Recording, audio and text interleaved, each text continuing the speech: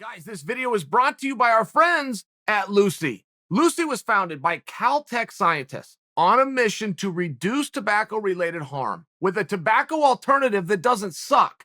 As former smokers dissatisfied with traditional nicotine options, they knew there had to be a better way for adult tobacco users. It was a big challenge, but they did it with their nicotine gum. 4 milligrams of nicotine in each piece, so you can get a dose anywhere, anytime. I encourage my friends who smoke to choose Lucy gum over cigarettes and vapes for all the obvious reasons. As you know, nicotine is addictive, so use discretion. Lucy gum comes in 3 delicious flavors: wintergreen, cinnamon, and pomegranate. Visit lucy.co. Use the promo code Chael20. That's going to get you 20% off your entire order. That's lucy.co. Or click on the link in the description. Remember, nicotine is addictive, so use discretion. So I got to give some tough love, all right? I got to give some brotherly advice to Daniel Cormier because he just marked out. He marked out for his own gimmick. He went over and confronted Jake Paul at a UFC. Now, there's a lot of problems with this, okay? Problem number one is Daniel was working. He was on the if you're on the inside of the apron in the suit and you're getting a check at the end of the night, right? I mean, there's whole different rules. And Paul was where he was supposed to be, doing what he was supposed to be doing. Paul was a fan with a paid ticket. And yes, I'm sure somebody gave Paul a ticket. That isn't the point.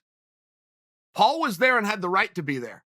He was standing and doing what he was supposed to be standing and doing with the ticket that he had.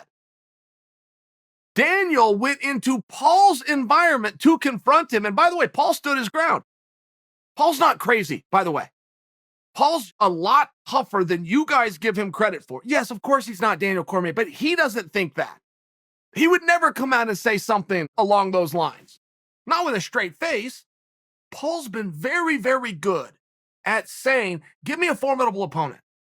I'm pretty good at this and I take this serious. Give me another guy who's willing to work hard and takes this serious. Don't give me a world champion. He said those words. I've always liked Paul because he said that. It was a totally different shtick. But I do remember him saying it, and it was true when Daniel came up. Paul's got an ego too. He can't just back down. He's a 24-year-old kid fighting in main events on pay-per-view. Daniel's a retired fighter. I mean, right, do you see the difference? Paul has to stand his ground, and he did. And he didn't go too far. He didn't say anything to Daniel. Daniel said, take my name out of your mouth. And Paul said, take mine out of yours. I didn't go first. I went second. You talked about me. I responded. This is what happened. Now, I'm adding some words to it, but Daniel was not happy. And Daniel's not, that's not the bear you want to poke, right? Daniel's a really friendly guy until he's not.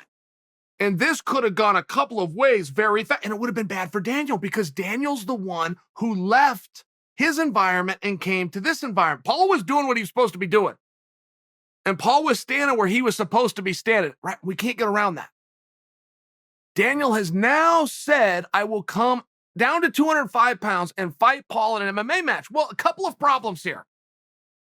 Couple of problems. Paul doesn't do MMA.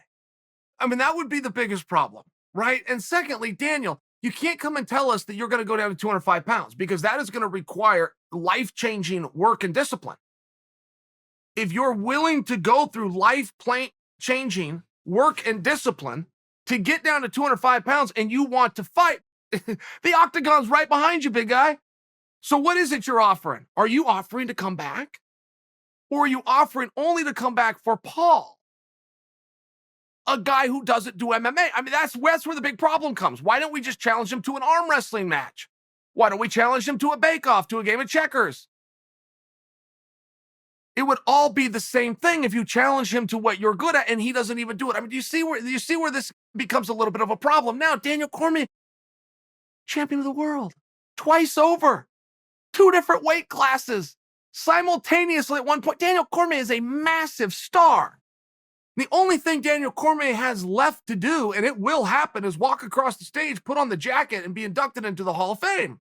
So what in the hell is he getting worked up over a 24-year-old YouTube guy who, by the way, was coming out to support the product that you love and had a ticket giving him the right to do so. I mean, not for nothing. Do you see the problem here? President doesn't go after a governor. The governors go after presidents. You never shoot down. Daniel was shooting down big time, but I'm not sure he knows that he did it. I think his street side just came out. He was pissed. And I don't know that what Paul ever said about him was all that bad. I know Paul made like a weight joke. I think he called, hey, your fat ass. I think but no meaner than that. He didn't question his wins or losses. He didn't question Daniel's success or his Olympic runs. I don't know that what Paul did got Daniel this worked up, or if it was just the moment. It was the roar of the crowd, 15,000 people, they're back. Daniel forgot what side of the apron he was on. I'm not sure. It was interesting. It was fun. I'm not mad at Daniel for doing it at all. It gave us something interesting and fun, but I'm not mad at Paul for standing his ground either. Paul's got the right to have an ego too, and he is where he was supposed to be, doing what he was supposed to be doing. I said because the MMA fans have chosen that Paul was wrong here. Look, in all fairness, Paul's right where he was supposed to be. And he didn't even get rude to Daniel. He stood up, but that's just good sense.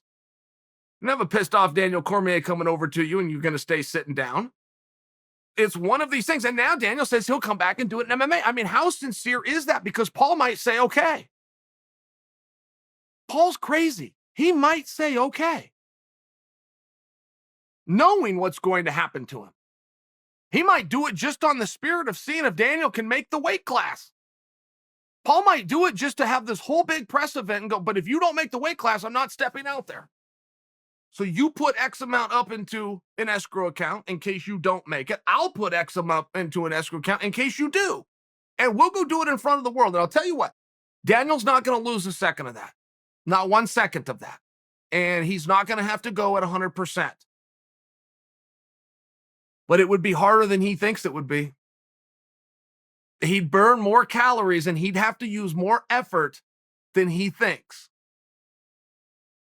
Look, DC doesn't lose a second. This is cat and mouse. Please don't get this wrong. I haven't drinking the Kool-Aid and I've fallen off into cuckoo land here. I'm just sharing with you. Yes, Daniel would beat him easily, quickly, but it would be harder than he thinks.